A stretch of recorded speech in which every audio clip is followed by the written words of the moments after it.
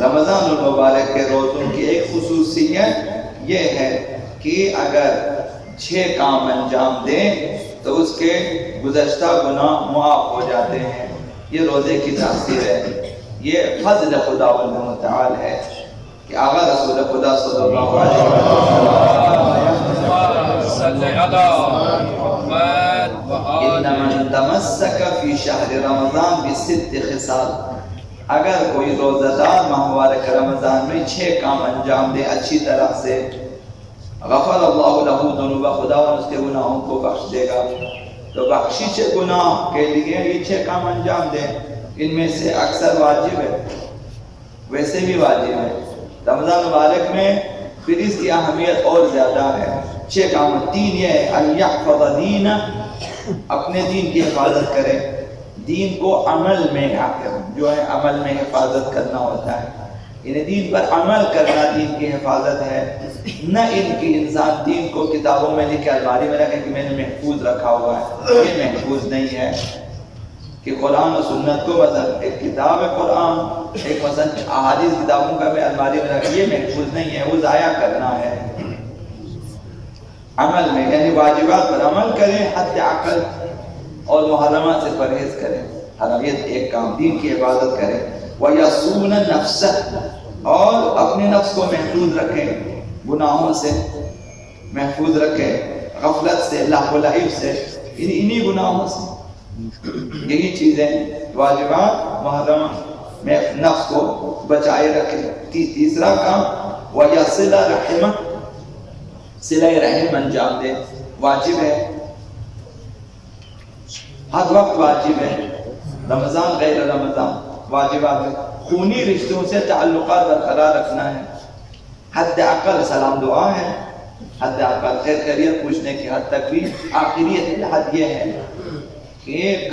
بالکل قطع تعلق نہ ہو، سلام دعا ٹیلی فون کے ذریعے آپ گھروں میں جا کر مثلا کسی نہ کسی طرح سے ان سے سلام دعا رکھنا چاہیے۔ اگر زیادہ نزدیک ہیں تو ان کی دیکھ بھال بھی چاہیے، معمولی اخراجات وغیرہ معمولی ضرورتوں کو بھی پوری کرنا ہے۔ ماں باپ اگر ہیں تو زیادہ پھر حقوق ان کے بہت زیادہ ہیں، ان کی ہر لحاظ سے دیکھ بھال کرنی ہے، یہ صلہ رحم، یہ 3 کام، خونی رشتوں سے اچھے تعلقات رکھنا، وَلَا يُؤْذِي جَارَهُ، ہمسائے کو تنگ نہ کرنا، ہمسائے کو اذیتوں سے محفوظ رکھیں، اپنی اذیتوں کو اس تک نہ جانے دیں، یہ بہترین ہمسایہ ہے۔ آپ اس کی مدد کریں یا نہ کریں، حد عقل تنگ نہ کریں انہیں، مثلا جہاں تک ہو سکے۔ وَلَا يُؤْذِي جَارَهُ وَيَرْعِي إِخْوَانَهُ، برادران دینی کا خیال رکھیں، وَيَحْزُنَ لِسَانَهُ وَيَحْزُنَ، زبان کو محفوظ ہے، دین کا۔ ہمسائے کے بارے میں پیغمبر اسلام نے فرمایا کہ حرمت الجار علی الانسان کحرمت امہ، ہمسائے کا خیال رکھنا، اس کا احترام جس طرح انسان پہ ماں کا احترام واجب ہے، ہمسائے کا احترام واجب ہے، احترام رکھیں، اسے تکلیف نہ کریں، اس قدر اہمیت ہے۔ آقا امام موسیٰ بن جعفر علیہ السلام نے فرمایا لیس حسن الجوار کف الاذی، بہترین ہمسائیگی یہ نہیں ہے کہ آپ نے اذیت نہ دی انہیں، اگرچہ اس زمانے میں یہی سب سے بہتر ہے۔ بہترین ہمسائیگی یہ نہیں ہے کہ صرف آپ نے اذیت نہ دی، تنگ نہ کیا، ولیکن حسن الجوار الصبر علی الاذی، برعکس وہ اگر آپ کو اذیت دے، تنگ کرے تو آپ صبر کریں۔ بہترین ہمسائیگی یہ ہے، نہ ان کی آپ اذیت نہیں دیتے، وہ اگر اذیت کریں تو آپ صبر کریں، تحمل سے کام لیں، بردباری سے کام لیں، بہترین ہمسائیگی ہے۔ یہ چوتھا کام۔ 5واں کام برادران دینی کی رعایت کرنی ہے، ان حقوق برادران دینی ادا کرے، خصوصاً مبارک ہے رمضان میں۔ آقا امام باقر علیہ السلام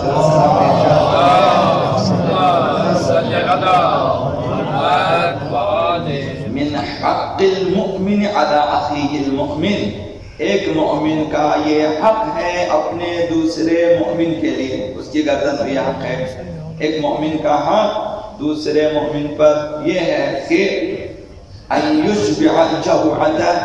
اگر بھوکا ہو کھانا کھلائیں۔ یہ خیال اگر آپ کو پتہ چلے کہ آپ کا دینی بھائی بھوکا ہے، اسے کھانا نہیں ملا، تو آپ اپنی جیب کی وسعت کی حد تک اسے کھانا کھلائیں۔ حد اقل یہی کہ مثلا آج کل 200-250 روپے میں معمولی کھانا جو ہے ہم عام ریڈیو سے آپ لے کے بھی کھلا سکتے ہیں، یہ واجب ہے، حق ہے برادران دینی میں سے ایک یہ۔ وَيُوَارِي عَوْرَتَهْ، اگر بے لباس ہو تو ایک لباس اسے دے دیں، بولا وہ اپنا پرانا لباس ہی کیوں نہ وہی فی الحال آپ یہ پہنے مثلا، یہ بھی حق برادران دینی واجبات میں سے۔ اور تیسرا وَيُفَرِّجْ عَنْهُ كُرْبَتَهْ، اگر وہ مشکلات میں ہو تو اس کی مشکلوں کو آسان کر دیں۔ اگر آپ اس کی مشکل حل کر سکتے ہیں، ہر قسم کے لوگ جسے جو بھی ہنر آتا ہے، اب ہر گھر میں 20 مشکلات ہیں، کسی کا اقتصادی مسئلہ ہے، چند ہزار روپے تو وہ بھی آپ کر سکتے ہیں، کسی کے گھر میں پائپ وغیرہ ٹوٹا ہوا ہے، آپ اگر مثلا اس میں ماہر آپ وہ کر سکتے ہیں، اگر مثلا کوئی ترکھان ہے وہ اسی حساب سے، اگر کوئی لوہار ہے وہ اسی حساب سے، کوئی اسی طرح سے، اگر آپ گورنمنٹ میں کام کرتے اسی حساب سے دفتری کاموں میں اس کی مدد کریں مثلا۔ یہ برادران دینی کا حق یہ ہے کہ اس کی مشکل کو برطرف کریں جہاں تک آپ کر سکتے ہیں۔ اور پانچواں یہ کہ وَيَقْضِي دَيْنَهُ، اگر آپ کے لیے ممکن ہو تو اس کے قرض ادا کریں۔ بہت سارے مومنین کی غفلت میں وہ لوگ لون لے لیتے ہیں، سود پہ لے لیتے ہیں، قرضوں پہ قرضے چڑھتے جاتے سود۔ ہم نے دیکھا ہے کہ ایمرجنسی میں قرضہ لیا کسی کے لیے اور اس نے ادا نہ کیا، اب جس نے لیا تو اس بیچارے نے کتنے لاکھ روپے سود بھرے، حالانکہ اس کی خاطر مثلا آپریشن تھا یا کہ مجبوری میں بینک سے لیا پھر دوسرا نہیں، پر ایسا نہ ہو کہ اگر آپ کر سکتے ہیں کسی کے قرضے ادا کریں تو فی الفور ادا کریں تاکہ اس پہ سود وغیرہ نہ چلے، یہ اگر کوئی کر سکے۔ وَيَقْضِي دَيْنَهُ فَإِذَا مَاتَ خَلَفَهُ فِي أَهْلِهِ وَوَلَدِهِ، اگر برادران دینی میں سے کوئی مر جاتا ہے تو اس کی اولاد میں اس کے گھروں کی نسبت آپ بہترین جانشینی انجام دیں، ان کے بچوں کے لیے سرپرستی چاہیے آپ وہ کریں، ان کے مثلا گھر کی دیکھ بھال وغیرہ ہو تو یہ کہ اہل و عیال کی اچھی سرپرستی کریں۔ یہ پانچواں کام ہے رمضان مبارک میں گناہوں کی بخشش کے لیے۔ اور چھٹا اور آخری کام اور زبان کو محفوظ رکھنا ہے۔ آقا رسول خدا صلی اللہ علیہ وسلم لا يسلم احد من الذنوب حتى يخزن لسانه، کوئی شخص گناہوں سے بچ نہیں سکتا جب تک زبان کو بند نہ رکھے، جب تک زبان کو منہ کے اندر دانتوں کے پیچھے بند نہ رکھیں، اس وقت تک زبان کھل جائے گی، گناہ خواہ ہے۔ تذکرے آپ گناہ نہ کریں، دوسرا کر کے آپ کے ذمہ میں ڈال دیتا ہے، وہ غیبت کرتے آپ کو سننا پڑتا ہے اور آپ بھاگ نہیں سکتے فی الحال، آپ انکار کرنے تک آپ جب تک اس کے لیے کوئی وجہ ڈھونڈے تو اس وقت تک وہ 20 غیبت کر چکا ہوتا ہے یا 10 گالیاں دے چکا ہوتا ہے، تو آپ استغفار کرتے رہیں یہاں سے ادھر تک۔ تو یہ کہ زبان کو بند رکھیں، کوئی موضوع ایسا چھیڑے ہی نہیں کہ جس کے بعد آپ کو پتہ ہے کہ دوسرے نے ابھی اس کے خلاف اس نے جو اس طرح سے شکایتیں کرنی ہے، تو زبان کو بند رکھیں۔ اما الصیام فلا یعلم ثواب عاملہ اللغة، اب جو ہے پانچویں امام نے فرمایا کہ یہ 6 کام اگر انجام دیں رمضان مبارک میں اس کے گناہ بخشے جاتے ہیں، یہ الگ سے، اور جو روزہ اس نے رکھا ہوا ہے اس کا ثواب خدا ہی جانتا ہے، کسی کو اس ثواب کا اندازہ بھی نہیں ہے۔ اس قدر خدا متعال نے رحمتیں نازل کی ہوئی ہیں ماہ مبارک رمضان میں۔ اب یہ کہ وہی جو اس دن عرض کیا گدا کاہل جمعہ تقصیر صاحب خانچی، خدا میں نے سب کچھ بتا دیا، تجھے لینا نہیں آیا، تجھے مانگنا نہیں آیا، حاصل کرنا نہ آئے، تو پھر یہ ہماری کوتاہی ہے۔